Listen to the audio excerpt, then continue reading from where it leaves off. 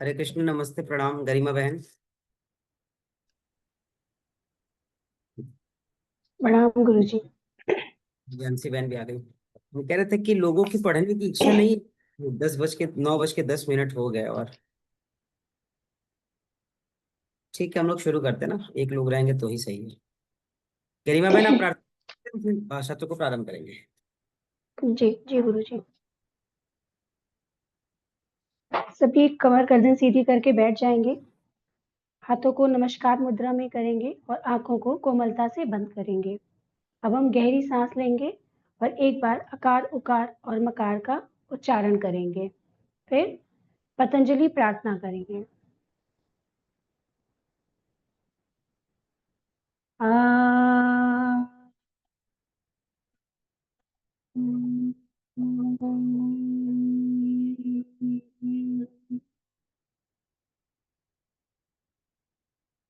योगेन चित्तस्य पदेन वाचां मलं शरीरस्य च वैदिकेन ह्योपाकरोतं प्रवीणं पतञ्जलिं प्राञ्जलिरानतोऽस्मि। ॐ श्री परमात्मने नमः। ॐ श्री गुरुभ्यो नमः। ॐ श्री माता पिता चरण कमलेभ्यो नमः। ॐ सर्वेभ्यो नमः। अब हम अपने हाथों को घर्षण करेंगे और हाथों की हथेलियों को आंखों पर लगाएंगे और हथेलियों के अंदर ही आंखों को कोमलता से खोलेंगे।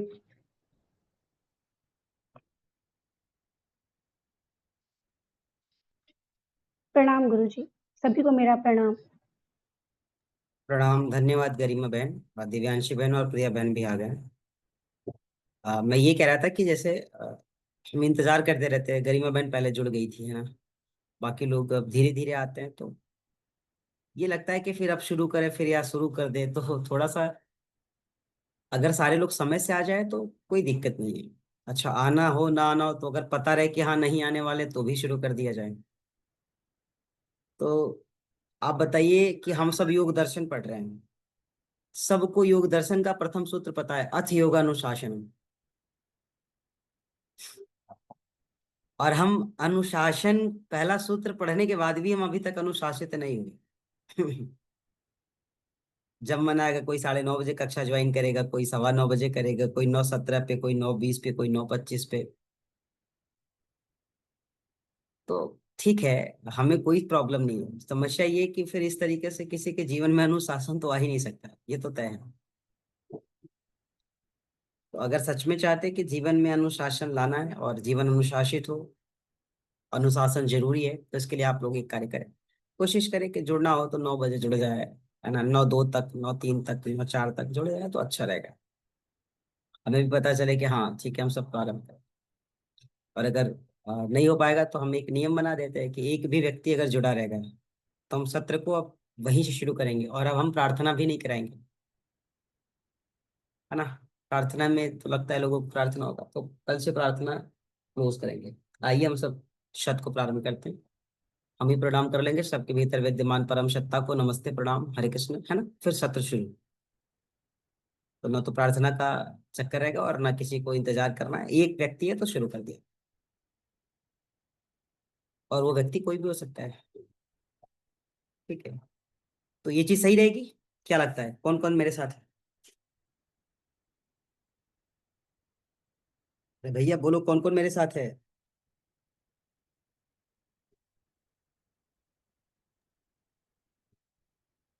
ए भैया, कोई बोलेगा?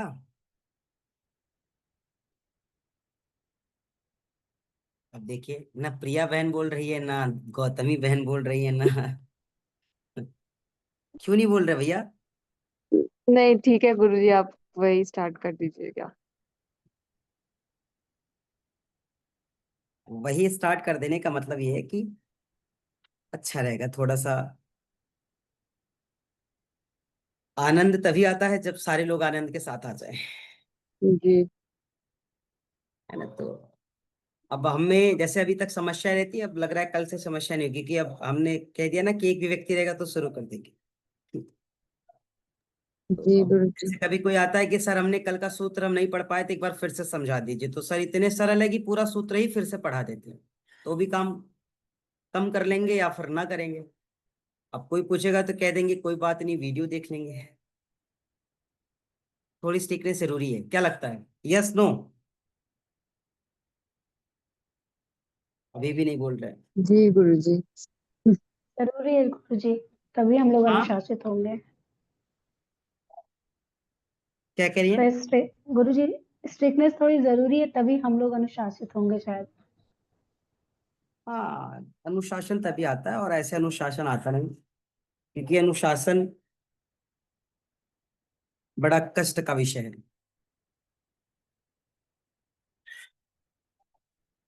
अनुशासन ही बड़ा कष्ट का विषय है। और पूरे युग दर्शन पढ़ने के बाद भी लोगों के जीवन में अनुशासन नहीं आता। कष्ट अगर कार्य ना होता या ये कठिन नहीं होता, तो सबके जीवन में तो अनुशासन आ ही जाता।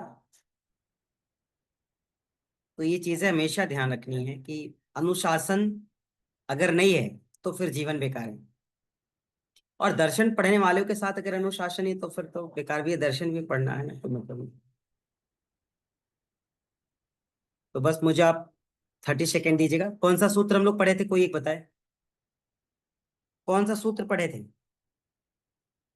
गुरुजी, 32। अच्छा, तो क्या था 32 नंबर का वो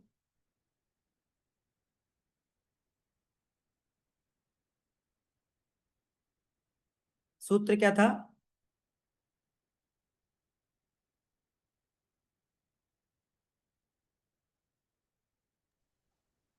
तत्प्रतिषेधार्थम एक तत्व अभ्यास है।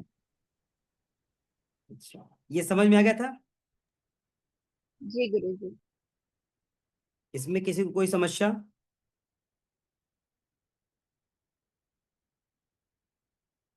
इस सूत्र में किसी को कोई समस्या? नहीं, नहीं गुरु जी।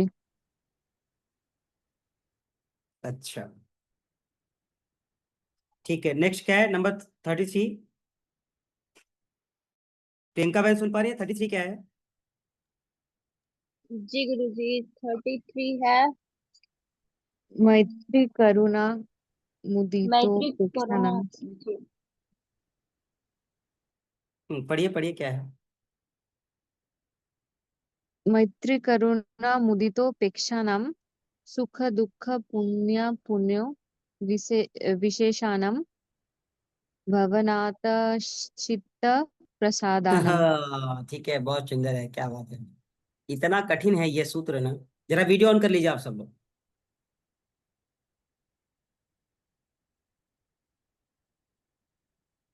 भैया वीडियो ऑन कर लीजिए। फिर भी बहुत सुंदर तरीके से कोशिश की गौतमी बहन ने पढ़ने की, है ना। प्रियंका बहन पढ़ पाएंगी क्या?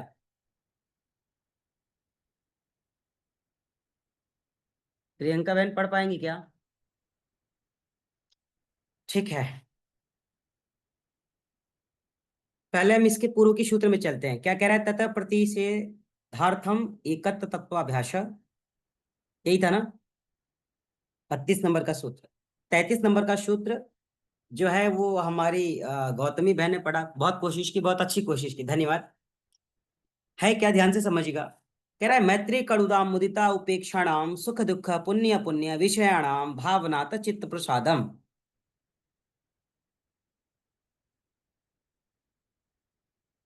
समझ में आई?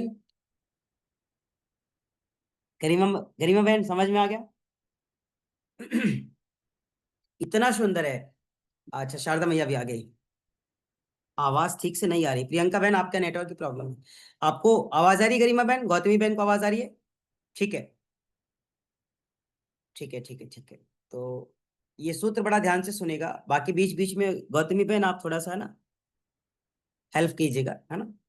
अच्छा, तो कह रहा है कि मैत्री करुणा मुदिता उपेक्षाणाम सुख दुख पुण्य पुण्य विषयाणाम भावनात चित्त प्रसादम। कितना सुंदर लाइन है। क्या कह रहा है? पहला मैत्री, करुणा, मुदिता, उपेक्षाणाम, सुख दुख, पुण्य पुण्य, विषयाणाम भावनातः चित्त प्रसादम।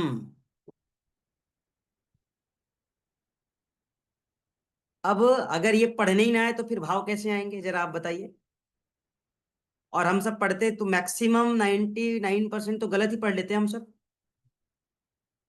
अब यहाँ पे पुण्य पुण्य की बात कर रहे हैं, सुख दुख तो चलो ठीक है, पुण्य पुण्य कहाँ पढ़ रहे हैं? सुख दुख पुण्य पुण्य, यहाँ पे पुण्य पुण्य है तो पुण्य पुण्य को हम पुण्य अपुण्य पढ़ेंगे। क्या है? पुण्य पुण्य, पुण्य और अपुण्य।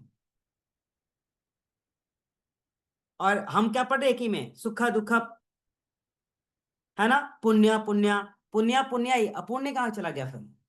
तो यहाँ पे समझना है, कह रहा है कि मैत्री करुणा मुदिता अपेक्षाणाम की जगह उपेक्षाणाम है। यहाँ पे उपेक्षा, मैत्री करुणा मुदिता उपेक्षाणाम सुख दुख पुण्य पुण्य विषयाणाम भावनातः चित्त प्रसादम। तीन चीजें, पहला मैत्री, दूसरा करुणा, तीसरा मुदिता। उपेक्षाणाम क्या? सुख दुख पुण्य पुण्य विषयाणाम, अन्यादि विषय, भावनातः चित्त प्रसादम। अब इस सूत्र को ध्यान से समझिएगा। हमारी रिसर्चर सुन रही है कि नहीं? दिव्यांशी बहन कह रहा है मैत्री करुणा मुदिता उपेक्षा। मैत्री का तात्पर्य किससे? सुखी तथा संपन्नता से, उसके प्रति से। करुणा दुख एवं असहाय के प्रति। मैत्री का भाव कैसा होना चाहिए? कहते हैं मैत्री भाव रखना चाहिए ना, हमें मैत्री भाव रखना चाहिए सुख दुख तथा संपन्न के प्रति। जो हमारे सुख दुख के साथी हैं, जो संपन्न हैं, उनके साथ हम कैसा मैत्री व्यवहार रखते हैं ना, मित्रता की तरह ही तो रखते हैं ना। जो हमारे लेवल से बाहर रहेंगे उनके साथ हमारी मित्रता होगी? आप बताइए। क्या आप किसी अपने गरीब से, बहुत छोटे से, क्या एक मतलब किसी से भीख मांग कर खाने वाले से, या कोई बेचारा छोटी सी दुकान, छोटी सी पॉलिश करने की दुकान, जूते की दुकान, चप्पल की दुकान, नाई की दुकान, सैलून की दुकान, या छोटी छोटी चीजें, क्या आप उसको अपना फ्रेंड बनाते हैं? नहीं बनाते। सही बताना। क्या आप अडानी को फ्रेंड बना सकते हैं? टाटा को बना सकते थे? अंबानी को बनाते हैं? नहीं। किसको? भैया नीचे वाले को भी नहीं बना रहे, और बहुत ज्यादा ऊपर वाले को भी नहीं बना रहे। बना रहे? आप बताइए। हमारा मित्र कौन हो सकता है? जो हमारी लेवल का होगा, जो हमारी इक्विवेलेंट हो, तो हम उसी से तो मित्रता कर सकते हैं ना, या वो हमसे हमारी मित्रता करेगा? कृष्ण और सुदामा की बहुत गहरी मित्रता थी। क्या हमेशा दोनों एक ही साथ रहे वहां पे? दोनों का मतलब सब कुछ एक जैसा रहा? वहां तो भाव थे केवल कृष्ण के। हम्म। हमारे जैसे मित्र, क्या बात है दिव्यांशी, कह रही है हमारे जैसे मित्र होना चाहिए। वाह भाई वाह। तो हम तो फिर ठीक है। तो यहाँ पे मैत्री सुख दुख तथा संपन्न के प्रति, जो आपकी तरह संपन्न है, जो आपके सुख दुख में साथी बना है, जो आपके साथ सुख दुख में साझेदार हुआ है, जो आप में हुआ और आप जिसमें होते हैं उसी के साथ तो एक मैत्री भाव होता है ना। बताइए, मोदी जी की तबीयत खराब होती है, आप देखने जाते हैं?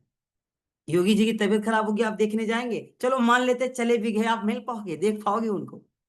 आपको जाने देंगे?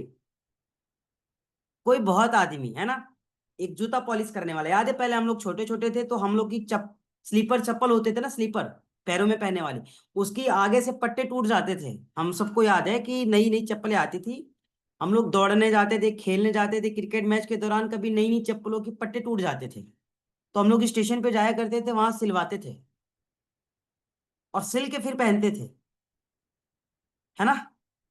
तो हम लोग उसके यहाँ सिलवाने जरूर जाते थे, लेकिन अपने यहाँ कोई फंक्शन होता था, कोई पार्टी होती थी, कुछ इवेंट होता था, उसको निमंत्रण देने जाते थे? नहीं देने जाते। उसको बुलाते थे? नहीं बुलाते थे। तो हम मैत्री भाव उसके साथ रख पाए? नहीं रख पाए। तो यहाँ पे मैत्री सुख दुख तथा संपन्न, जो आपकी तरह है उसके प्रति आपको मैत्री भाव रखना चाहिए, जो आपके लेवल का है उसके प्रति आपको मैत्री भाव रखना चाहिए। करुणा, करुणा किसके प्रति होनी चाहिए? असहाय के प्रति, जो दुखी है, इस संसार में जो दुखी है उसके प्रति आपको कैसा भाव रखना चाहिए? करुणा का भाव रखना चाहिए। जो व्यथित है उसके प्रति आपको कैसा भाव रखना चाहिए? करुणा का भाव रखना चाहिए। जो बहुत परेशान है उसके प्रति कैसा भाव रखना चाहिए? करुणा का भाव रखना चाहिए। असहाय के प्रति, बेसहाय के प्रति, हारे हुए के प्रति आपके भीतर दुखों को स्वीकार करने वाला, जो दुखों को झेल रहा है उसके प्रति आपके भीतर करुणा का भाव होना चाहिए। जैसे पता है कि ये सामने वाला व्यक्ति बहुत दुखी है, आपको पता है कि सामने वाले का पारिवारिक स्थिति ठीक नहीं है, आपको पता है कि सामने वाले की आर्थिक स्थिति ठीक नहीं है, तो भी आपको उसके साथ करुणा का भाव रखना चाहिए। मुदिता किसके प्रति? धार्मिक या पुण्य के प्रति आपको मुदिता होना चाहिए। उपेक्षा किसकी करनी है? अधर्मी व्यक्तियों की, अधार्मिक लोगों की, जो धर्म विरुद्ध कार्य करता हो, जो धर्मों के विपरीत कार्य करता हो, जो सही को गलत मानता हो, जो गलत का विरोध करना नहीं जानता है, उसका भी क्या करना चाहिए? आपको उपेक्षा करना चाहिए। कुछ लोग ऐसे ना समाज में जो सही को सही कहने की हिम्मत नहीं रख पाते, आपने देखा होगा ऐसे लोग समाज में। कुछ लोगों को देखा होगा जो गलत को भी सही कहते हैं केवल अपनी फायदे के लिए, अपनी स्वार्थ के लिए। आपने ऐसे लोगों को भी देखा होगा, अपने स्वार्थ के लिए, अपना केवल उल्लू सीधा करने के लिए, अपने फायदे के लिए वो गलत को भी सही कहने से नहीं कतराते। ऐसे भी लोगों को देखा होगा। तो उपेक्षा किसकी करनी है आपको? अधर्मियों की। उपेक्षा किसकी करनी है? पापियों की। उपेक्षा किसकी करनी है? दुराचारियों की। उपेक्षा किसकी करनी है? व्यभिचारियों की। अनाचारी, दुराचारी, व्यभिचारी, इन लोगों की क्या करनी चाहिए? उपेक्षा करनी चाहिए। और केवल दुराचारी, अनाचारी, व्यभिचारी की नहीं, जिनके भावों में भी इस तरीके की भाव है, जिनके शब्दों में, जिनकी जेहन में भी इस तरीके की मलिनता है, उनका भी उपेक्षा करना चाहिए।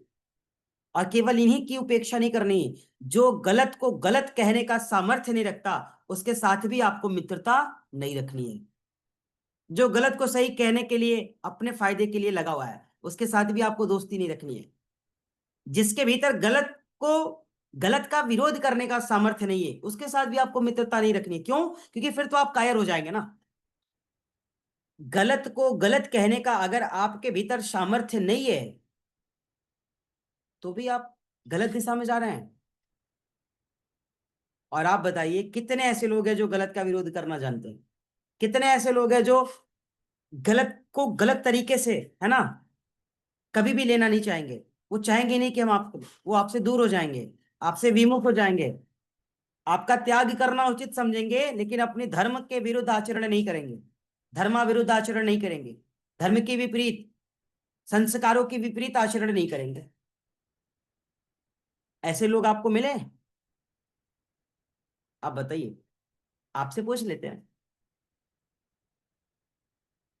ऐसा व्यक्ति जो गलत को गलत कहने से कतराता नहीं है, उसका लाख नुकसान हो जाए नहीं कतराता है, उसको कुछ त्याग भी करना पड़े नहीं कतराता है, उसे कुछ छोड़ना भी पड़े नहीं कतराता है, उसका बहुत क्षति हो जाए तो भी नहीं घबराता है। अरे भाई, पहले व्यक्ति तो आपके सामने हम ही हैं। गुरुजी गलत मैं करने खुद से, मैं खुद भी हाँ, हूँ। अच्छा आप खुद भी हैं? हाँ आप भी हैं तो बहुत अच्छी बात है, आप हमारी फिर जोड़ी बड़ी अच्छी है भाई बहन की, है ना। हाँ क्यों? क्योंकि हम गलत को गलत कहने से नहीं टकराते, गलत का विरोध करने से कभी नहीं घबराए, गलत को स्वीकार करने से कभी नहीं, मतलब हम स्वीकार ही नहीं किए, छोड़ दिया। मेरा बहुत नुकसान हुआ लेकिन मैंने छोड़ दिया ना, हमने छोड़ दिया। मुझे धर्म विरुद्ध आचरण करके, मुझे पाप आचरण करके, मुझे किसी का हृदय द्रवित करके, मुझे अपने बच्चों के साथ अनर्गल कार्य करके, मुझे उनको पूर्ण रूप से ज्ञान न दे करके, मुझे उन्हें आधा अधूरा ज्ञान दे करके कुछ जो पैसे मुझे मिलेंगे, उससे मेरे जीवन में उज्जवलता नहीं आएगी, उससे मेरा जीवन सार्थक नहीं होगा, उससे हम अपने जीवन के उद्देश्यों को पूर्ण नहीं कर पाएंगे, है ना। कर पाएंगे? नहीं कर पाएंगे। छोड़ दिया हमने, नुकसान हुआ ना मेरा। लोगों को लगता है कि मेरा नुकसान हुआ, मुझे नहीं लगता मेरा नुकसान हुआ, मुझे लगता है भगवान ने मुझे बचा लिया, मेरे गुरु ने मुझे बचा लिया, ईश्वर ने मुझे बचा लिया। कैसे बचा लिया? पापाचरण विरुद्ध आचरण करने से, धर्म विरुद्ध आचरण करने से, गुरु शिष्य परंपरा के विरुद्ध आचरण करने से, गुरु शिष्य परंपरा का पालन न करने से ईश्वर ने मुझे बचा लिया। तो सौभाग्यशाली कौन रहा? मैं रहा। लोगों को लगता होगा कि इन्होंने अपना लॉस कर लिया, हमारा भी लॉस कर दिया, अपना भी कर लिया। कुछ नहीं, आपका लॉस हो गया वो आप जानो, लेकिन मेरा तो कुछ भी नहीं हुआ। हमें तो ईश्वर ने बचा लिया, गुरु ने, भगवान ने बचा लिया। तो उपेक्षा कभी भी अधर्मियों के प्रति, अधार्मिक कार्यों के प्रति, अधर्मी व्यक्तियों के प्रति, अधर्म व्यवहार, अधर्म साधना और अधर्म लोग के साथ कभी खड़े ही नहीं होना चाहिए। हमेशा उसकी उपेक्षा करनी चाहिए। बात समझ में आई? कर सकते हैं आप सब? यही सूत्र कह रहा है कि मैत्री करुणा मुदिता उपेक्षाणाम सुख दुख पुण्य अपुण्य विषयाणाम भावनाता चित्त प्रसादम। प्रियंका बहन, अब एक एक शब्द का अर्थ समझ लिए। सुख की बात कर रहा है, सुख का तात्पर्य किससे? आनंद से। दुख का तात्पर्य किससे? कष्ट या पीड़ा से। सुख दुख, पुण्य अपुण्य, पुण्य के धर्मात्मा या धार्मिक कार्य, अपुण्य पापात्मा के पापी कार्य, पापाचरण, पाप व्यवहार। पापाचरण, पाप व्यवहार का मतलब ये नहीं है कि हमने आपके साथ गलत किया, हमने आपके साथ छल किया, हमने आपको स्पर्श किया। पापाचरण यही नहीं है। हमारे भीतर, हमारी जेहन में, हमारी मस्तिष्क में आपके शरीर के प्रति, आपके चेहरे के प्रति, आपकी इस रूप के प्रति अगर एक क्षण के लिए भी, एक पल के लिए भी, कुछ सेकंड के लिए भी अगर दूषित भाव आ गए तो हमने पापाचरण का साथ, हमसे पापाचरण हो गया, हमसे पाप हो गया। पाप का मतलब ये थोड़ी है कि गले पे हाथ रखना। पाप का मतलब ये थोड़ी है कि किसी बहन का दुपट्टा खींच देना। पाप का मतलब ये थोड़ी कि किसी के साथ छल कर देना। पाप का मतलब ये भी है कि किसी भी स्त्री को, पर स्त्री को स्पर्श भाव से भी ना करो, भाव से भी स्पर्श मत करो, चित्त से भी स्पर्श ना करो। क्यों? क्योंकि इस पूरे जगत में, संसार में भगवान ने सबको 5 इंद्रियां दी है। दी है? 5 इंद्रियां है ना? ए भाई, है कि नहीं? है। जी गुरुजी। जी सबके गुरु पास 5 इंद्रियां दी हैं। लेकिन नारी इस धरा पे ऐसा जीवात्मा है, नारी इस धरा पे ऐसी नारायणी है जिसे भगवान ने 6 इंद्रियां दी है। और 6 इंद्रियां दे करके भेजा है भगवान ने नारी को। वो 6 इंद्रियों का जिक्र ही कहीं नहीं होता है। आपको पता है वो नारी की 6 इंद्रियां कौन है? सामने वाले व्यक्ति को देख करके उसके भावों का पता लगा लेती है कि इसके मन में मेरे प्रति कैसा भाव है। वो सामने वाले व्यक्ति से बात करके उसकी हृदय की भाव को जान जाती है कि इसके मन में छल है या नहीं है। वो व्यक्ति उस व्यक्ति से बात करके, उसे देख करके, उसकी भाव से, उसकी आंखों की दृष्टि से, उसके स्पर्श से यह महसूस कर लेती है कि इसके मन में पाप है या नहीं है। ये पुरुषों के पास नहीं है, ये और किसी जीवात्मा के पास नहीं है। ये इंद्रिया किसी भी, केवल नारी के पास है। इसीलिए कहा गया है कि नारी तू नारायणी। नारी के पास वो 6 इंद्री है, 5वीं के बाद 6वीं इंद्री, जो हर व्यक्ति की भावों का आकलन कर लेती है। उसे पता चल जाता है कि कब हमारे पति, कब हमारा बेटा, कब हमारा भाई हमारे प्रति कब किस भाव में होता है, पता चल जाता है। तो आप तो वैसे भी नारायणी, नारी तो नारायणी। 6 इंद्रिय तो हमारे पास नहीं है। 6 इंद्रिय आपके पास है, हमारे पास होती तो और भी न जाने कितना आनंद आता हमें। कम से कम हम तो कुछ तो जानने की कोशिश कर दे। तो गुरुजी, यहाँ मुझे पे लगता है पुरुषों के पास भी होता है। नारी को प्रधान माना गया है, नारी के लिए ही कहा गया है। क्यों? क्योंकि जब आप जिस देश बता में रहे हम हैं जिस रहते हैं, प्रकार की जिस देश में भाव हम यहाँ समझते रहते हैं, हैं। जिस देश में हम रहते हैं, जहाँ पे नारी को पढ़ाने की, नारी को मतलब बढ़ाने की बात कही जाती है ना? कहते हैं नारी को आगे बढ़ाना है, नारी, नारी बचाओ, बेटी पढ़ाओ। हम कहते हैं बेटी पढ़ाओ बेटी बचाओ बहुत अच्छा है, लेकिन हर माता पिता अपने बेटे को बचाना शुरू कर दे, हमारी सारी बेटियां आधे से ज्यादा सुरक्षित हो जाएंगी। हर माता पिता अपने बेटे को उनके गलत संस्कारों से भी अगर बचा लिया ना, तो हमारी देश की आधी बेटियां बच जाएंगी, आधी बहनें बच जाएंगी, आधी माएं बच जाएंगी, माताएं बच जाएंगी। तो हम केवल बेटी पे फोकस कर रहे हैं ना। अगर वही माँ, वही पिता, वही भाई अपने भाई बहन, अपने भाइयों पर भी फोकस कर ले, बेटों पर भी फोकस कर ले, तो शायद बहुत कुछ बैलेंस हो सकता है।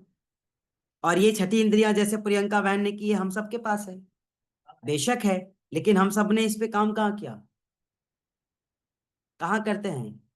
करते हैं? ये वही करता है जो योग से जुड़ा होता है, ये वही करता है जो साधना से जुड़ा होता है, ये वही करता है जो गुरु शिष्य परंपरा का आदर करता है, ये वही करता है जो धार्मिक प्रवृत्ति का होता है, ये वही करता है जो धर्म विरुद्ध आचरण नहीं करता है। सबके पास है ना। प्रियंका बहन नहीं कहना चाह रही है ना। लेकिन जो अधर्मी है ही, जो विधर्मी है ही, जो कुकर्मी है ही, क्या फायदा है फिर। तो यहां पे धर्म विरुद्ध आचरण की तो बात कही थी। पुण्य अपुण्य, पुण्य मतलब धर्मात्मा या धार्मिक कार्य, अपुण्य मतलब पापात्मा या पापी पापी कार्य। विषयाणाम, विषय के प्रति, है ना, या उस, जब हम विषयाणाम की बात करते हैं, जैसे जो पुण्य अपुण्य सुख दुख की प्रवृत्ति वाले जो व्यक्ति होते हैं, प्रवृत्ति है ना, सुख दुख क्या है, प्रवृत्ति। पुण्य पुण्य क्या है, प्रवृत्ति। कहते हैं इस तरीके की प्रकृति वाले, इस तरीके की प्रवृत्ति वाले क्रमशः जो होते हैं, मैत्री, मित्रता या दोस्ती का भाव रखते हैं। जैसे शराबी शराबी से, शराब पीने वाले से दोस्ती आराम से हो जाएगी, हो जाएगी। खिलाड़ियों की खिलाड़ियों से दोस्ती आराम से हो जाती है, हो जाती है। शिक्षकों की शिक्षकों से दोस्ती हो जाती है। योगी भाई बहनों की योगी भाई बहनों से दोस्ती हो जाती है। गुरु शिष्य परंपरा का आदर भाव आ जाता है। आप बताइए, हम लोगों को भाव को जोड़ने के लिए क्या हम लोगों का मिलना जरूरी था? हम लोग मिले नहीं, लेकिन भाव तो जुड़ गया ना, मैत्री भाव, करुणा का भाव भी जुड़ गया, प्रेम का भाव भी जुड़ गया, मुदिता का भी भाव जुड़ गया। तो यहाँ पे मैत्री भाव अर्थात इस तरीके की मित्रता या दोस्ती। करुणा मतलब अनुकंपा, कृपा की बात करें। मुदिता का तात्पर्य किससे, प्रसन्नता या खुशी से। अगर हम आप जुड़े, एक ही पथ पे चलने वाले लोग, तो प्रसन्नता महसूस हुई, मुदिता आई, मन खुश रहता है। कक्षाएं करने के बाद आराम से नींद आती है, दिन भर चलो चाहे जैसे रहे। कक्षाएं करने के बाद कुछ देर के लिए सुकून मिलता है, मुदिता। मैत्री भाव मिला, मिला कि नहीं मिला, प्रसन्नता मिली कि नहीं मिली, खुशी मिली कि नहीं मिली। उपेक्षाणाम, उदासीनता की भाव। उपेक्षाणाम कौन कर रहा है, ये जो कक्षाएं नहीं कर रहे हैं, क्या है इनके भीतर, उदासीनता है। उपेक्षाणाम किसकी उपेक्षा कर रहे हैं, दर्शन की उपेक्षा कर रहे हैं। किसकी उपेक्षा कर रहे हैं, योग दर्शन की उपेक्षा कर रहे हैं। तो इस दर्शन सत्र को ज्वाइन करके दर्शन की उपेक्षा करना, और फिर जीवन में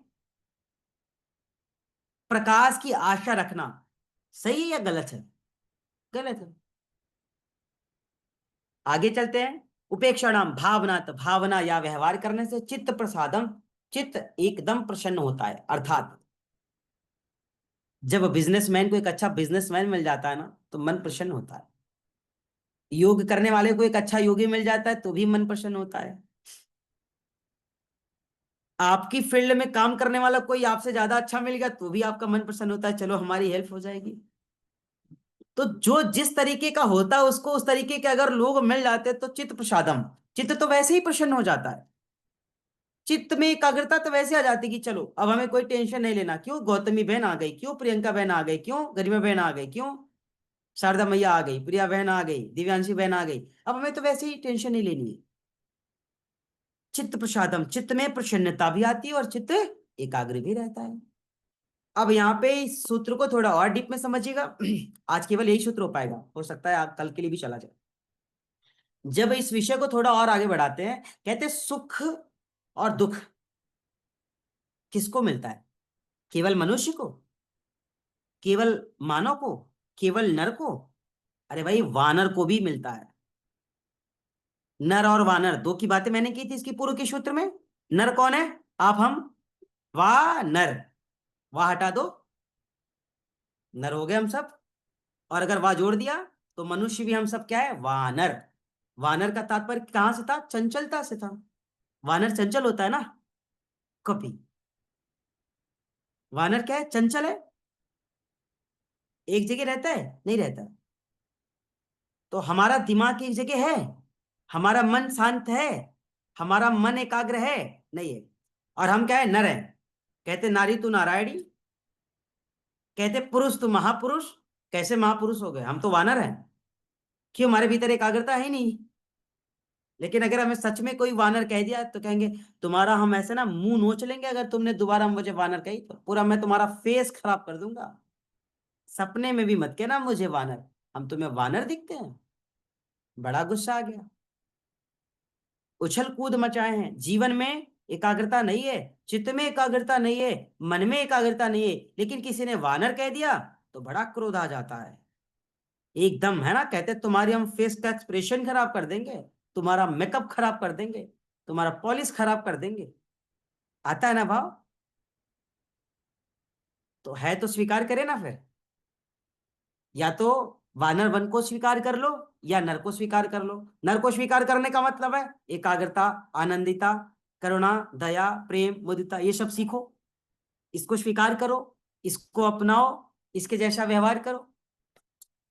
कहते हैं सुखी व्यक्तियों के प्रति मित्रता, दुखी व्यक्तियों के प्रति करुणा अर्थात कृपा, पुण्य आत्माओं या पुण्य प्रतापी व्यक्तियों के प्रति प्रसन्नता या खुशी, तथा पापी और अधर्मी व्यक्तियों के प्रति उपेक्षा अर्थात उदासीनता का भाव रखने से आपका मन हमेशा प्रसन्न रहेगा, आपका चित्त हमेशा एकाग्र रहेगा। कैसे? आप मुझे ये बताइए, जो दुर्जन व्यक्ति हैं, अगर उनके बारे में सोच सोच करके आप अपनी ऊर्जा को खराब करेंगे तो आप प्रसन्न रहेंगे? आप बताइए। जिसके भीतर दरिद्रता है ना, चरम सीमा की ओर दरिद्रता की सारी पराकाष्ठाएं वो पार कर चुका है, उसके बारे में आप बार बार समय व्यतीत कर रहे हैं, उसके बारे में सोच रहे हैं, उसके बारे में बातें कर रहे हैं, उसके बारे में चर्चा कर रहे हैं, तो आपके भीतर क्या उदासीनता,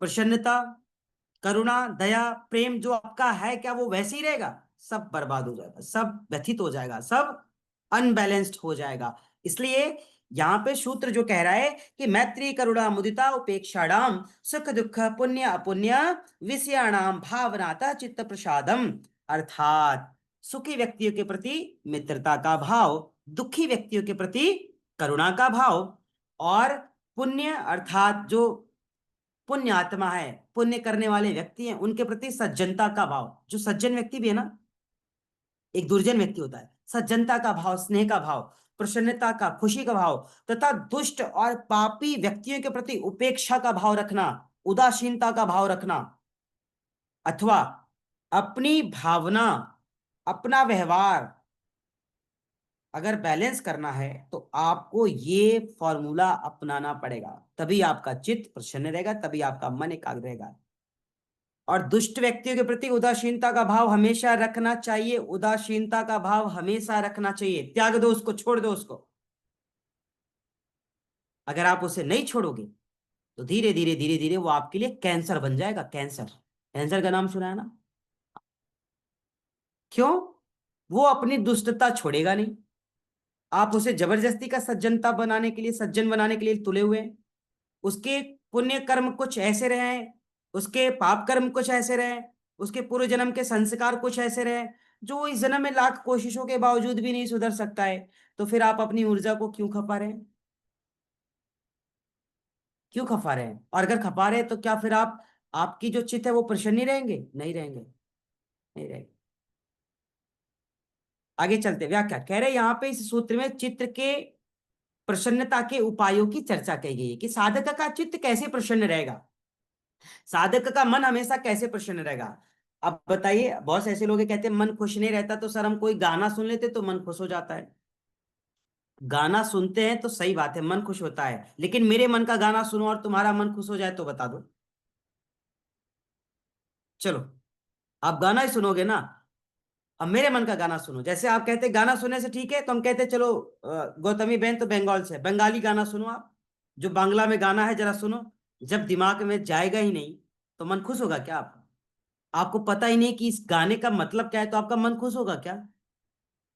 नहीं। तो मन को खुशी कैसे होती है, मन प्रसन्न कैसे होता है? जब आपके मन के अनुसार, जब आपके चित्त के अनुसार कोई कार्य होता है, घटित होता है, व्यवहार होता है, आपके अनुकूल होता है, तभी तो आपका चित्त प्रसन्न रहता है ना। आपके प्रतिकूल हो रहा है, आप कोई अच्छा व्यक्ति है, उसको बुरा बनाने पे तुले हुए हो, बुरा बनाने पे तुले हुए हो, जबरदस्ती बुरा बनाने की कोशिश कर रहे हो। तुम तो ऐसे हो, तुम तो वैसे हो, तुम्हारा तो ये ऐसा है, तुम्हारा तो वो वैसा है। हे भगवान, कह कह करके आप सिद्ध क्या करना चाहते हैं? आप वही सिद्ध करना चाहते जो अभी तक सिद्ध हुआ नहीं, और सच में आपके बार बार कहने से ऐसा ना हो कि वो सिद्ध हो जाए। और सच में फिर वो वैसा ही हो जाए। इसलिए इस सूत्र में हमारे सामान्य जीवन के लिए बहुत उपयोगी सूत्र बताए गए हैं। और इस सूत्र में यह ज्ञान होता है कि किस प्रकार के व्यक्ति के साथ हमें किस प्रकार का व्यवहार करना चाहिए, किस प्रकार के व्यक्ति के साथ हमें किस तरीके का व्यवहार करना चाहिए। और हमें केवल अच्छा व्यवहार करने से अपने चित्त को प्रसन्न रखने का उपाय यहाँ पे हमें मिलता है।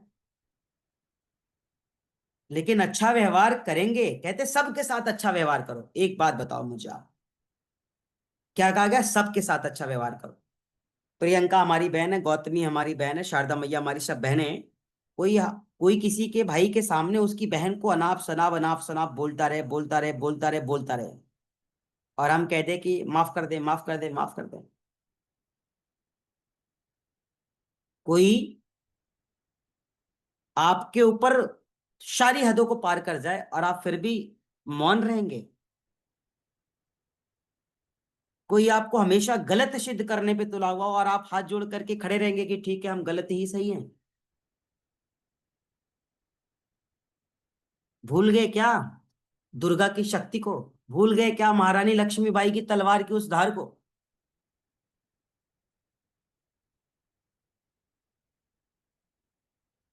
एक समय तक, अच्छा, एक सीमा तक, एक समय सीमा तक रह सकते हैं, ठीक है। लेकिन जब पानी सिर के ऊपर जाता है तो दुर्जन व्यक्ति के साथ उपेक्षा का, उदासीनता का व्यवहार करो। अधर्मी व्यक्तियों के साथ उदासीनता का व्यवहार करो, उपेक्षा का व्यवहार करो, उसको बिल्कुल एकदम अवॉइड करो, इग्नोर करो, इग्नोर करो, बिल्कुल इग्नोर करो। देखो, इग्नोर के नाम पे मुझे याद आ गया, 2 दिन पहले मैंने एक इंस्टा पे रील डाली थी कि जो लोग मुझे इग्नोर करते थे ना, वो थोड़ा सा हमने उनको तोहफे में दे दिया। वो देखा था कि नहीं आपने? है ना? जो मतलब हमें बार बार इग्नोर कर देते तो हमने उसको तोहफे में दे दिया, चलो रख लो।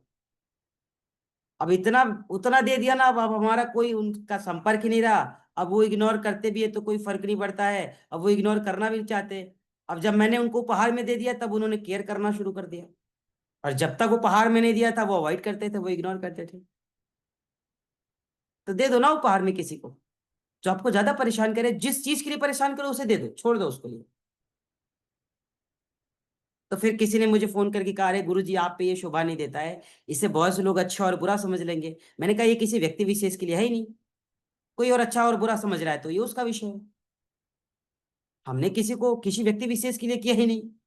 हमने तो एक अपने विचार रखे, जो विचारें चल रही थी। अब हम ये सोचे कि उस पे व्यक्ति और लोगों की क्या प्रतिक्रिया होगी, ये मेरा काम थोड़ी है सोचना। मेरा काम था जो मैंने कर दिया, सोचना आपका काम है। आपको लेना है आप ले लो, नहीं लोगे तो कोई और लेगा। आगे चलते हो। कहते जिस प्रकार व्यक्ति इस संसार में, इस भौतिक संसार में अलग अलग प्रवृत्ति के लोगों से, अलग अलग प्रभाव के लोगों से, अलग अलग स्वभाव के लोगों से मिलता है, वैसा ही वह अलग अलग व्यवहार भी लोगों के साथ करता है। जैसे कोई बच्चों के साथ मिलेगा तो आप बच्चों की तरह ही व्यवहार करेंगे ना। अब आपसे कोई छोटा बच्चा मिले, जैसे भी गौतमी बहन से ढेर सारे छोटे बच्चे मिले, अब गौतमी बहन कहे आ जाओ बच्चों आज तुम्हें हम योग दर्शन पढ़ाएंगे, हे भगवान। तो बच्चे से कहेंगे ऐसा है कि हम अभी दर्शन करना ही नहीं चाहते हैं। प्रियंका बहन, आप 3 साल के बच्चों को कहो, 5 साल के बच्चों को आ जाओ बेटा आज हम तुम्हें दर्शन पढ़ाएंगे, तो आप जिस तरीके के लोगों के साथ मिलते हैं आपको वैसा व्यवहार करना पड़ता है। यह आपका एक स्वभाव होना चाहिए, यह आपका एक गुण होना चाहिए। बच्चों के साथ खेल कूद की बातें, प्रेम की बातें, उनके फायदे की बातें, उनको खुश करने के लिए, मतलब स्टडी के साथ भी कर सकते हो, खेल खेल में भी योग कर सकते हो, जो कुछ भी। तो आप बच्चा ही बन के तो करते हैं ना। अगर उसके सामने डॉक्टर बनेंगे तो ऑलरेडी आपको पता है डॉक्टर से बच्चे दूर भागते हैं इंजेक्शन के नाम पे, भागेगा बच्चा फिर दूर। तो जो जिस तरीके का व्यक्ति मिलता है वो उस तरीके के लोगों के साथ वैसा ही व्यवहार करता है। इसी तरीके से व्यक्तियों का व्यवहार भी अलग होता है। बच्चों के साथ अलग व्यवहार होता है, महिलाओं के साथ अलग व्यवहार होता है, पुरुषों के साथ अलग व्यवहार होता है, बुजुर्गों के साथ अलग व्यवहार होता है, गरीबों के साथ अलग व्यवहार होता है, धनाढ्य के साथ अलग व्यवहार होता है।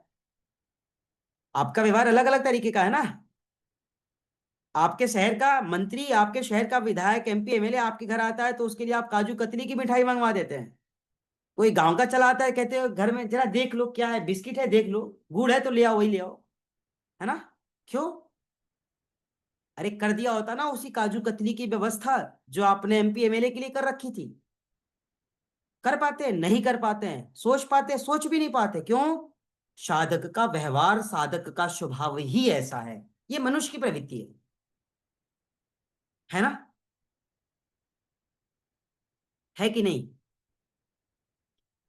और आगे चलते हैं। जब साधक का व्यवहार अलग अलग लोगों के साथ जुड़ करके, अलग अलग लोगों के साथ मिल करके अलग अलग बिहेव करने के लिए उसे तैयार कर सकता है, तो जाहिर सी बात है जब हम अच्छे अच्छे लोगों से मिलेंगे, अच्छे विचारों वाले लोगों से मिलेंगे, अच्छे भावों वाले लोगों से मिलेंगे, अच्छे व्यवहारों वाले लोग से मिलेंगे, तो अच्छा ही तो सीखेंगे। सीखेंगे या नहीं सीखेंगे? कुछ तो, कुछ लोगों का हमें व्यवहार सही लगता है, लेकिन कभी कभी कुछ लोगों का व्यवहार हमें अटपटा लगता है। कोई कोई व्यक्ति हमको तुरंत समझ में आ जाता है, और याद रखना जो चीजें तुरंत समझ में आ गई वो बड़ी घातक होती है। याद रखना, जो चीजें तुरंत समझ में आ गई वो बड़ी घातक होती है। वो क्या बोलते हैं उसको, पॉइजन में है ना। वो वो किसी विष से कम नहीं होता है, सर्प के विष से कम नहीं होता है, बिच्छू के डंक से कम नहीं होता है। वो जो चीजें तुरंत समझ में आ गई, with in 1 second, 2 second, 5 second. किसकी परिप्रेक्ष्य में हम बोल रहे हैं? किसी के व्यवहार को। किसी के व्यवहार को आप किसी एक बार मिले, अरे राम राम सर तो बहुत अच्छे, माशाअल्लाह, पूछो नहीं, सुभान अल्लाह, घबराओ मत, तुम्हारी शरीर का एक एक नल्ला वो निकलवा के न रख देगा तो बता। तुरंत समझ में आ गया ना? मैम तो बहुत अच्छी हैं, वाह, तुरंत समझ में आ गया ना? नहीं, तुरंत जो चीजें समझ में आ जाए फिर समझ लेना वो घातक है। एक पति अपनी पत्नी को पूरा जीवन नहीं समझ पाता है। समझ लेता हूँ, बता दो, आप लोग तो बहुत अनुभवी है। एक पत्नी अपने पति को नहीं समझ पाती है, बता दो। गरिमा बहन, दिव्यांशी बहन कह रही है अधूरा ज्ञान घातक होता है। यही तो हमको सीखना है ना। तो जब साधक सज्जनों के साथ सज्जनता का व्यवहार, दुर्जनों के साथ दुर्जनता का व्यवहार, अच्छों के प्रति अच्छा व्यवहार करने की कोशिश करता है, तो ये कोशिश वो करता नहीं है, उसका स्वभाव होता है। दुष्ट व्यक्ति मिलेगा, पागल कुत्ता मिलेगा, तो आप उसे बुलाओगे कि आजा आजा आजा आजा, दूध खा ले, रोटी खा ले, कहोगे अरे भाई बच ले, नहीं तो ये काट लेगा। आप बचते ना? क्या ये आपका गुण है? ये क्या आपका, ये व्यवहार है आपका? तो जिस तरीके के लोग आपसे मिलते हैं आपका व्यवहार बिल्कुल वैसा ही हो जाता है। उचित व्यक्ति मिलते हो उचित व्यवहार होता है, अनुचित मिलते हैं अनुचित व्यवहार होता है। और इस सूत्र में 4 प्रकार के, जो प्रकृति के 4 प्रकार के मुख्य विशेष गुण स्वभाव है, कहते हैं 4 विशेष चीजें, 4 प्रकार की व्यवहार के, 4 प्रकार की भावनाओं की बात कही गई है, जो इस प्रकार है। पहला मैत्री, दूसरा करुणा, तीसरा मुदिता, और चौथा उपेक्षा। ये 4 चीजें हैं। और इन 4 चीजों को जिसने साध लिया, इस 4 चीजों पर जिसने कमांड कर लिया, इन 4 चीजों को जिसने स्वीकार कर लिया, जिसने इसे अपने अनुकूल कर लिया, उसका चित्त हमेशा प्रसन्न रहेगा, एकाग्र रहेगा, आनंदित रहेगा, फिट एंड फाइन रहेगा। वो क्या रहेगा? फिट एंड फाइन रहेगा,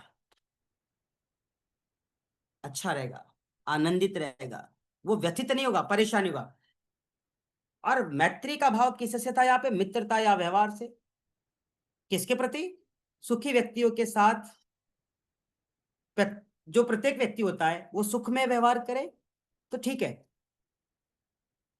लेकिन सुखी व्यक्तियों को देख करके आपका व्यवहार सुखी वाला होता है? सही बताना, मैं यही पूछना चाहता हूँ।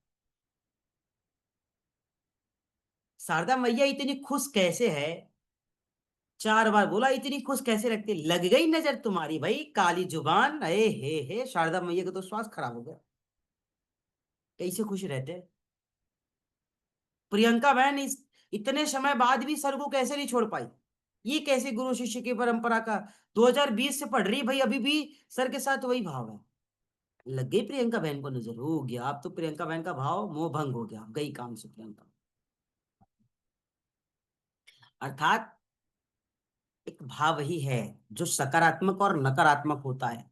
याद रखिएगा, कोई नजर टोना होता नहीं है, भाव का होता है, विचारों का होता है। उस विचारों में इतनी प्रबलता होती है कि आपकी शक्तियां क्षीण हो जाती है। उस विचारों में इतनी, उस संकल्प में इतनी संकल्पबद्धता होती है कि आपका एनर्जी लो होने लगता है और वो अपना काम करना शुरू कर देती है। कोई नेगेटिव चीजें नहीं है, भाव का विषय है। तो यहाँ पे जिस मित्रता की बात कर रहे हैं, कहते हैं जो साधक किसी के दुख में जब जाता है तो दुख व्यक्त करता है ना, लेकिन जब सुख में भी जाए तो उतना ही खुश रहे जितना वो सामने वाला खुश है। चले जाओ, कोई गरीब माँ अपनी बेटी की शादी इतनी धूमधाम से करती है, आप जाओ उसकी माँ की खुशी की तरह उसमें शामिल हो जाओ, जैसे उसकी माँ खुश है कि हम तो थे बहुत गरीब लेकिन बड़े भगवान की कृपा रहे, बड़े अच्छे से संपन्न हो रहे ईश्वर के साथ, है ना, बड़ा अच्छा संयोग बनाए। आप जाते हैं तो हाँ हाँ बधाई हो, ये आप बेटी के लिए ले लो, हाँ हाँ ये लिफाफा ले लो। अब आपका दिमाग चलने लगा, हे भगवान, ये आया का काम करती है, इतना बड़ा कैसी व्यवस्था कर लिया। अब आपकी खुशी भंग हो गई, वहीं पे भंग हो गई ना आपकी। आप उसके साथ क्या सुख में शामिल हुए? सुख में बाहर से शामिल हैं आप, अंदर से क्या चल रहा है? खोपड़ी आपकी ज्यादा काम कर रही है। वो जो सिक्स इंद्रियों की बात मैंने कही ना, सिक्स सेंस कह लो, सिक्स इंद्रियां कह लो, वो ज्यादा काम करने लगी क्या? अरे भाई, ये तो स्कूल में आया का काम करती है, ये तो, है ना, वो झाड़ू पोछा लग करती है, सब कुछ करती है, पूरे स्कूल में बच्चों के साथ रहती है, ये कैसे कर ली इतनी बड़ी व्यवस्था? हर गए कैसे मिल रहा, हाँ हाँ हाँ हाँ, आंटी ये हे करके, ये ले लो तुम्हारी बेटी के लिए, हाँ हाँ हाँ हाँ हाँ करके, बकरी की तरह मैं हाँ हाँ हाँ हाँ। अब हाँ, अब आंटी तो बहुत खुश है भाई, वो आपको तो भगवान समझ रही है ना, आप उसके लिए बड़े आदमी की तरह गए हो, आपको बड़ा आदमी समझती है, लेकिन आप बड़े आदमी की खोपड़ी इतनी खराब है कि हे भगवान, इसने कैसे व्यवस्था कर ली। आंखें फटी की फटी रह जाती है, चश्मे का शीशा चटक जाता है, चश्मा गड़बड़ा जाता है, कैसे कर लिया? शामिल हुए थे ना, हो जाते शामिल भाई, नहीं हो पाए। ये चीज व्यक्ति को हमेशा ध्यान रखनी चाहिए। मैत्री का तात्पर्य केवल दुख में जाकर के दुख व्यक्त करना नहीं है, सुख में भी जब शामिल हो ना तो उतना ही आनंद की अनुभूति करो जितना सामने वाला कर रहा है, लेकिन आप नहीं करते। गौतमी बहन ने BMW खरीद ली, तो अब दिव्यांशी बहन को एलर्जी शुरू हो गई, कैसे कर ली भाई, है? अभी तो हमने अपनी स्कॉर्पियो भी पुरानी नहीं बदल पाई है, ये कैसे ऑडी ले ली, कैसे मर्सिडीज ले ली। और प्रेम से बात करेगी, अरे गौतमी तू तो मेरी बहुत खास फ्रेंड है ना, तेरे बिना तो मेरी सुबह ही नहीं होती है ना, तुझे हम गुड मॉर्निंग का मैसेज भेजे तो है ना, दिन हमारा बीतता ही नहीं। बात ऐसे ही लाई चुपड़ी की पूछो नहीं, लेकिन भाव में देखो कितनी। क्षमा चाहेंगे दिव्यांश वैसे, ऐसा मैंने एक ऑब्जेक्ट लिया आपका ना सब्जेक्ट के रूप में। तो ये यहाँ पे हमेशा ध्यान रखना है, जो भीतर है वही बाहर होना चाहिए, भीतर और बाहर में फर्क नहीं होना चाहिए। देखो, जो मेरे जहन में रहता है हम मुंह पे बोलते हैं, सबको पता है, और सबको पता है कि शर बड़े कड़े भी है, लेकिन भावों के कड़े नहीं है। जो हमसे मिला है वो जानता होगा, चाहे वो गरिमा बहन हो या गौतमी बहन हो या जो लोग हमसे मिले, वो हमको पता है। शब्दों में रुदिता हो सकती है, क्यों? कि आप गलत ना करो, आप गलत मत जाओ, लेकिन भावों में वो चीजें नहीं है, व्यवहारों में वो चीजें नहीं है। और अगर है तो ये उसके लिए है जो विधर्मी है, जो गलत कर रहा है, जो अपवाद स्वरूप है। कहते हैं ना, सठ्यम साठ्यम समाचरित, दुर्जन के साथ अगर आप मित्रता का व्यवहार करोगे ना तो मारे जाओगे। रावण के साथ भगवान ने मित्रता का व्यवहार किया, कंस के साथ भगवान श्री कृष्ण ने मित्रता का व्यवहार किया, बताइए, नहीं किया ना?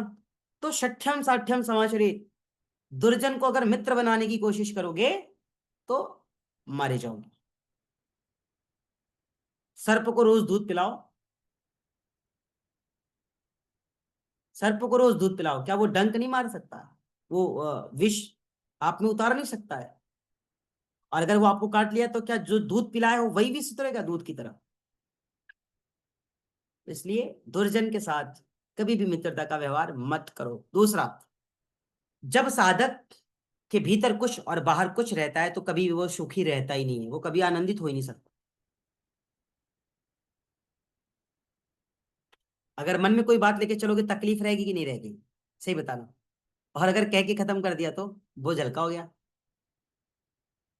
कहते ना, हल्का हो गया बोझ। तो यही काम करनी है, आपको किसी चीज को रखना नहीं है। दूसरा, जो सुखी व्यक्ति होता है ना, क्यों सुखी होता है? क्यों? क्योंकि वो किसी से आशा, किसी से अपेक्षा नहीं रखता है। वो किसी का बुरा नहीं होना चाहता, मतलब देखना चाहता। वो किसी का अच्छा हो रहा है तो उसमें बाधा नहीं उत्पन्न करना चाहता है, इसलिए वो खुश रहता है। अब आप अच्छा कर रहे हो, अब लोगों को लग रहा है कि आप अच्छा क्यों कर रहे हो। भाई पहली बात तो ये कि आप अच्छा कर नहीं पा रहे हैं, दूसरा ये कि अगर सामने वाला अच्छा कर रहा है तो आप देख नहीं पा रहे हैं। तो किसी एक को चुन लो ना, या तो आप उससे बेहतर करना शुरू कर दो पहला, या आप उसे स्वीकार कर लो। दो में से अगर एक भी काम कर लिया तो भी आप खुश हो जाओगे, तो भी आप प्रसन्न हो जाओगे। लेकिन दोनों में से एक भी नहीं किया तो ही आप व्यथित रहोगे, परेशान रहोगे। आगे चले। और कहते हैं ना, जब दुखी व्यक्ति हो तो हमेशा दुख से पूर्ण व्यक्तियों के साथ, दुख झेल रहे व्यक्तियों के साथ, दुख को स्वीकार किए हुए व्यक्तियों के साथ तो आपको सच में मित्रता का व्यवहार करना चाहिए। सुख में उसके साथ मित्रता का व्यवहार किए या ना किए वो विशेष न रहा, कम से कम दुख में तो उसके साथ ही बन जाओ। पैसे से मत सहयोग करो, उसके साथ खड़े हो जाओ ना, विचारों से खड़े हो जाओ उसके साथ, उसको मोटिवेट कर दो, उससे डिमोरलाइज मत होने दो, उसी से आप उसकी मदद कर दो।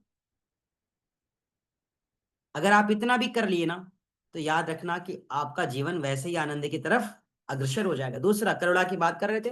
करुणा का अर्थ ही है कि दुख या कष्ट को देखे बिना, किसी के दुख या कष्ट को देखे बिना उसकी सहायता के लिए विचार आ जाए मन में।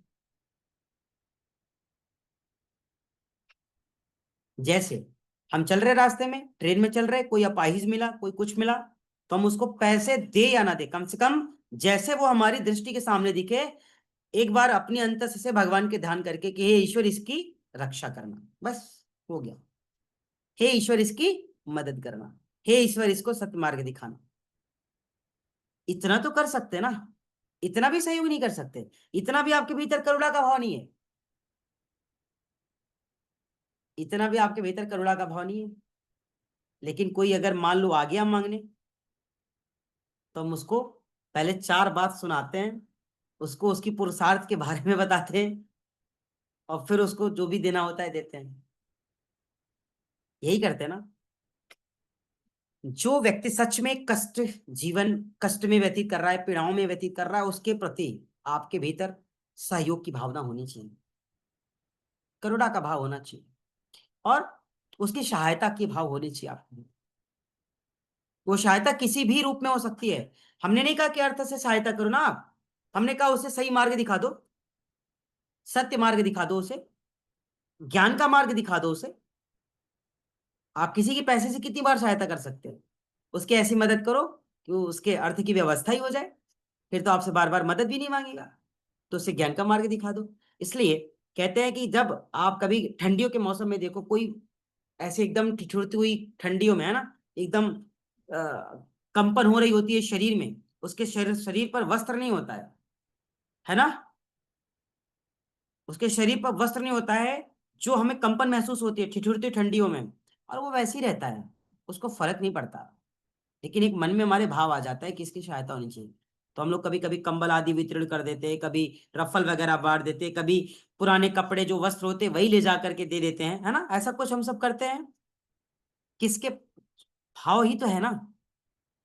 लेकिन आप सोचिए, हम लोग इतना पहनने के बाद ठंड में सिकुड़ते रहते हैं, और ईश्वर ने एक ऐसी प्रकृति में व्यवस्था कर रखी है कि अगर उनके पास नहीं है तो ठंड के कारण मरेंगे भी नहीं, इसका भी ध्यान रखिए। ठंडियों में मरता भी वही है जिसके यहाँ सारी व्यवस्था होती है, जो एकदम बढ़िया पश्मीना का रफल भी डाल के रखा है ना, 20,000 वाली, ठंडी उसी को लगती है। जिसके पास भगवान ने शरीर पर कपड़ा ही नहीं दिया, उसको एक ऐसी व्यवस्था दे दी, उसे कोई बहुत ज्यादा कष्ट नहीं, क्योंकि वो छत के नीचे हमेशा रहा ही नहीं ना, वो खुले में ही हमेशा रहा। सर्दी हो, बरसात हो, धूप हो, गर्मी हो, है ना, जस हो, अपजस हो, मान हो, अपमान हो, उससे कोई बहुत फर्क पड़ने वाला नहीं, एकदम आनंदित है, ईश्वर की मर्जी में खुश है। क्यों खुश है? क्योंकि ईश्वर उसके रोज खाने की व्यवस्था कर देता है, बस इतने में ही वो खुश है। और आप, आपकी तो 4 माह आगे तक की व्यवस्था हो गई है। रो कौन रहा है? हम आप। मर कौन रहा है? हम आप। परेशान कौन है? हम आप। बताइए बताइए, सही है या गलत है? इसलिए जब कभी भी आपको सहयोग की भावना आए, किसी की मदद की भावना आए, और अगर आप सामर्थ्यवान है तो कर देना, और अगर कर देना तो फिर से किसी से कहना मत। कर देना तो किसी से कहना मत, और अगर मदद करके कह दिया तो फिर मदद करने का भी कोई अर्थ नहीं। जिसने मदद किया केवल वो जाने, और जिसको मदद किया केवल वो जाने। ठीक है, क्योंकि बहुत सारे व्यक्ति होते हैं जो दया करुणा के भाव को समझते हैं, लेकिन वास्तव में करुणा और दया में बड़ा डिफरेंट है ना, करुणा और दया में बड़ा डिफरेंट है। और ये हमेशा नहीं रहती है साधक के पास। एक बार करुणा आई और फिर चली गई, दया आई और फिर चली गई। एक बार मन करता है चलो मदद कर दे, फिर मन करता है छोड़ो जाने दो, आगे चल दो। आई तो थी लेकिन रुकी नहीं, ठहरी नहीं। क्यों? चित्त प्रसन्न नहीं था, मन एकाग्र नहीं था, इसलिए रुकी नहीं, चली गई। तो आपको क्या करना है, आपको हमेशा देखना है कि सच में अगर कोई ऐसा व्यक्ति है, ऐसा कोई साधक है, ऐसा कोई मनुष्य है, ऐसा कोई जीव है, ऐसा कोई जीवात्मा है जिसकी सहायता होनी चाहिए, और आपसे जितना सामर्थ्य हो सके, आपसे जितना बन पाए, आप भले मत करना, लेकिन करने की भाव को भी अगर जिंदा रखे हो ना, तो समझ लेना कि आप सहयोगी हो, है ना। और असहयोगी की भावना किसके भीतर है? जिसके पास है तो बहुत, लेकिन वो भाव आता ही नहीं देने। एक छोटा सा उदाहरण, किसी गरीब के घर जाना, सही बता रहा है, गरीब के घर जाना, अपने से बहुत गरीब के घर जाना, देखना वो अपनी टूटी खाट पे भी ना एक बढ़िया चादर बिछा करके 4 बार ऐसे झाड़ता है कि आप आ रहे हो उसके घर। कितना अच्छा होता है।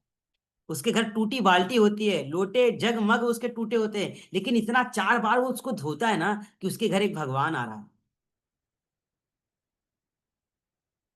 और जब आप आते हैं तो इतना खुश होता है ना, जैसे सच में राम भगवान, या फिर है ना मर्यादा पुरुषोत्तम श्री राम, या कोई ऐसा व्यक्ति है, और आपको उस चारपाई पे बिठाता है। कितनी मेहनत से उसने चादर धोले, कितने अच्छे से खाट पे, टूटी खाट को बड़े अच्छे से सजो करके बिछा रखा है आपकी आओ भगत के लिए। सोचो कैसा है उसका भाव, और क्या चाहिए आपको। और एक वो व्यक्ति है जो बहुत बड़ा आदमी है, जो आपको इनविटेशन तो दिया है, लेकिन वो आपको रिसीव करने और ड्रॉप करने नहीं आता है। आप उसका नौकर आ गया आपका सामान ले जाने, आइए चलिए बैठिए साहब आ रहे हैं, और आप जाते तो बड़ा प्राउड फील करते, एकदम सीना चौड़ा, हम तो फलाने के आए हैं।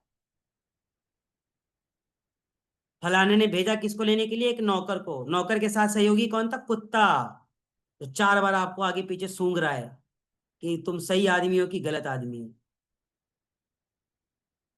उसके भाव में और इसके भाव में बड़ा फर्क है, याद रखना हमेशा। कभी किसी के भाव का अपमान मत करना, हमेशा लोगों के भाव का सम्मान करना। आपका जीवन में कभी अपमान नहीं होगा। आप बहुत गरीबी में भी सबसे बड़े अमीर होगे, आप बहुत कमजोर समय में भी सबसे मजबूत होगे, आप बहुत व्यथित परिस्थितियों में भी सबसे सुव्यवस्थित होगे। एक बार करके देखना, एक बार लाके देखना, और उसकी भावों का सम्मान कर देना, बैठ करके खा लेना। जैसे आजकल हमारे भारत में एक नकली परंपरा है, पता चला हमारे देश का है ना, हमारे देश के बड़े बड़े पॉलिटिशियन किसी की गरीब के घर में जाते हैं और झूठ मूठ में खा के फोटो खिंचा करके इतनी वायरल करते हैं, भगवान पूछो नहीं। अगर सच में खाना था तो ऐसा खाया होता, किसी को दिखाया ही मत होता, चुपचाप गए होते, खा के चले आए होते, और आराम से नीचे बैठ के खाते, दोबारा भी खा लिया होता, फोटोबाजी मत करवाई होती, दिखाया मत होता। अब वो खा किस मन से रहा होगा, भगवान जाने उसकी आत्मा स्वीकार कर रही हो कि नहीं, हो सकता है बाहर जाके वॉमिट भी ना कर दे वो। ध्यान से समझना। तो भावों की बड़ी ही कद्र होनी चाहिए, और जिसके भीतर भावों की कद्र है ना, याद रखना उस दुनिया में, मतलब वो व्यक्ति जो रहता है इस दुनिया में, उससे कभी कोई घृणा कर ही नहीं सकता। आप अच्छा बताइए, आप मुझे क्या देते हैं? हम आपको क्यों कहते हैं आदरणीय, हमारी गुरु बहन, हमारी बहन, हमारी पूर्व जन्म की सहयोगी? आपसे मुझे क्या मिलता है? या आप मुझे इतना प्रेम क्यों देते हैं? आप मुझे इतना स्नेह क्यों देते हैं? भाई आप तो हमारे, हम आप एक माँ की कोख से तो जन्मे नहीं, हमारा आपका कोई रिश्ता भी नहीं, हम आपके खून भी मतलब अलग अलग, या कह लो कि हम लोग अलग अलग जनरेशन में अलग अलग तरीके से आए हैं। क्यों? यही भाव है, यही मनुष्यता है, यही मनुजता है, यही गुरु शिष्य परंपरा का विधान है। और इसमें जो रहा वो आनंदित रहा। हम आपसे बेशक न मिले हो, लेकिन आज भी हमारा दिव्यांशी बहन के प्रति वही भाव है ना, जो गरिमा बहन के प्रति है, वही दिव्यांशी बहन के प्रति है। प्रियंका बहन 2020 में पड़ी, प्रियंका बहन से ना मिल पाए। अभी के मिलने वाले देखो, गौतमी बहन से मुलाकात हो गई, गरिमा बहन से हो गई। तो ये सब क्या है? ये भी ईश्वर की माया है ना। ज्ञान प्रकाश्या गुरु मिलिया सो जनी बिसरी जाए, और जब गोविंद कृपा करी है तब गुरु मिलिया है। सोचो आप लोग, हो सकता है आखिरी बैच के लोग रहे जिससे मेरी मुलाकात हो गई, अब तो किसी से होगी भी नहीं, अब तो होगी भी नहीं। और अगर होनी होगी तो फिर अगर हम दोनों का कोई एक संयोग बनेगा, कुछ ऐसा योग बनेगा किसी क्या, कुछ तो हो सकता है फिर हो जाए। तो सारी चीजें क्या होती है? प्री प्लान होती है। और हर व्यक्ति को अपने भीतर जो करुणा की बात कही जाती है, उस करुणा का सम्मान करना चाहिए। और जिसने करुणा को समझ पाया, जिसने करुणा को जान पाया, और घृणित लोगों से भी घृणा का भाव भीतर नहीं आने दिया, वही समझ लो सच्चा पथ प्रदर्शक है। वो घृणित बना तो क्यों बना, इसके पीछे कोई कारण तो हो सकता है ना। उसने गलत किया तो क्यों किया, इसके पीछे भी कोई कारण हो सकता है ना। उसको गलत करने के लिए किसी ने विवश किया तो इसके पीछे भी तो कोई कारण हो सकता है ना। आल्हा उदल की कहानी आप लोगों ने सुनी है? नहीं, सुनिएगा। आल्हा और उदल कहते, जब हुआ उदल आला का जन्म तो धरती धसी अढ़ाइया।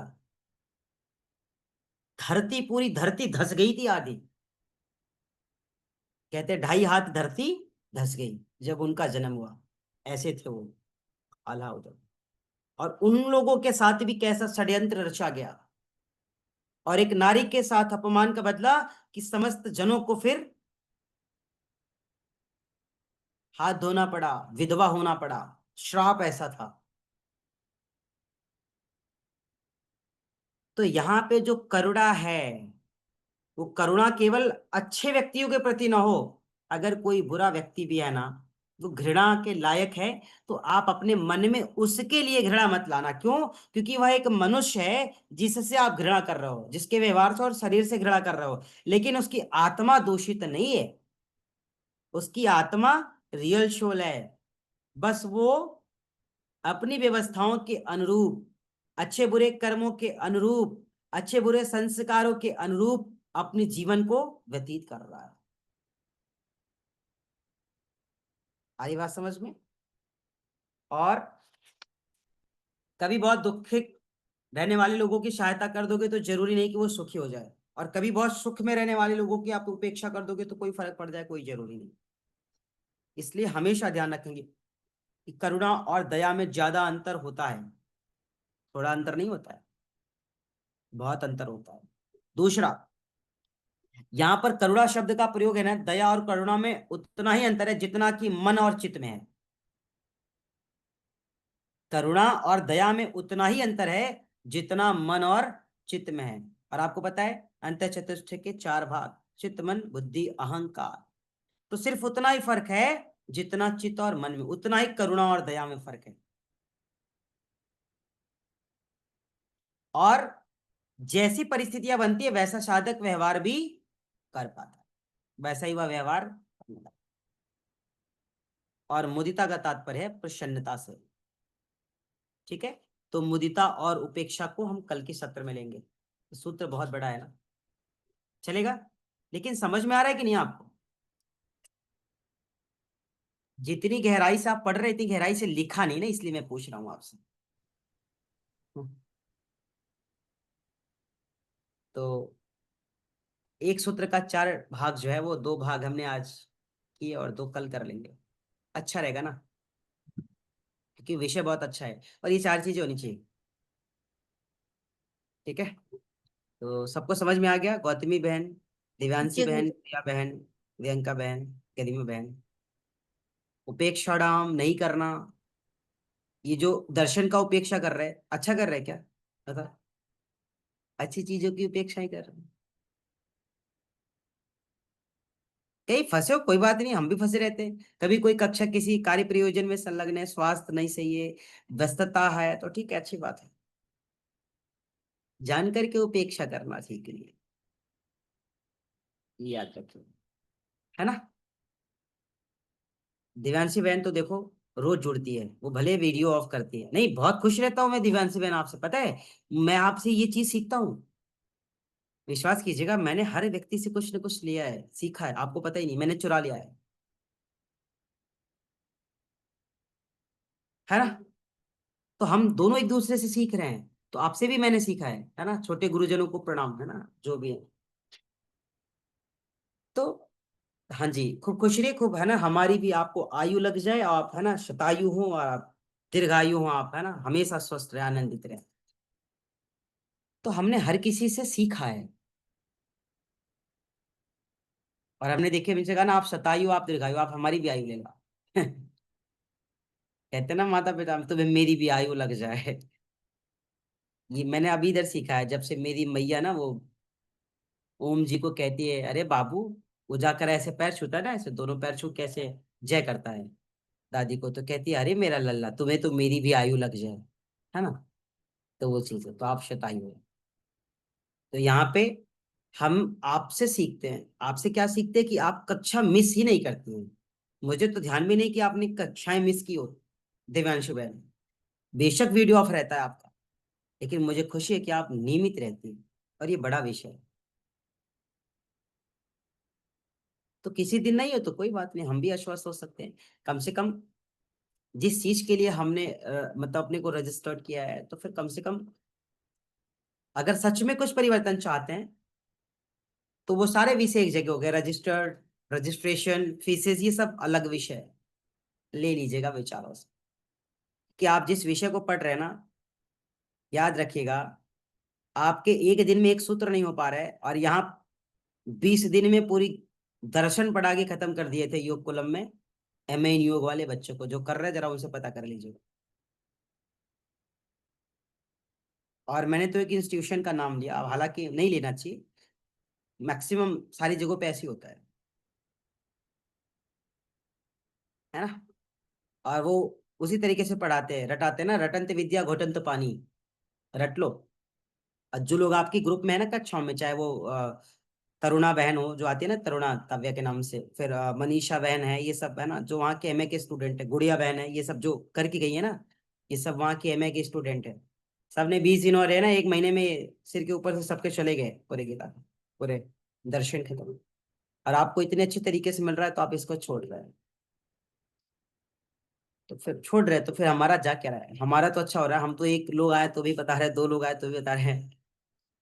और हमने आपको एक अनुभव भी बताया था कि पहली बार पढ़ा था तो थोड़ा कम समझ में आया, दूसरी बार पढ़ा तो थोड़ा ज्यादा समझ में आया। पढ़ाया पहली बार तो अच्छा लगा, दूसरी बार पढ़ाया तो और अच्छा लगा, अब तीसरी बार पढ़ा रहे तो एकदम लग रहा है। अब लग रहा है चौथी बार और जब पढ़ाएंगे तो और भी ज्यादा अच्छे से एक्सप्लेन हो पाएगा, और भी व्यापक हो पाएगा। चीजें तो बदल रही है ना, इसलिए आपको छोड़ना नहीं है ना। जो मिल रहा है याद रखिएगा, ये पैसे से खरीदा नहीं जा सकता है, और सब जगह मिल जाए संभव भी नहीं है। तो आज के सत्र को यही विराम देना चाहेंगे, और हम सभी फिर नए सत्र में, है ना, एक साथ होंगे। तब तक के लिए आप सभी स्वस्थ रहे, आनंदित रहे, और सब प्रसन्न रहे। सबको जय श्री राधे कृष्ण। धन्यवाद गुरु जी। धन्यवाद।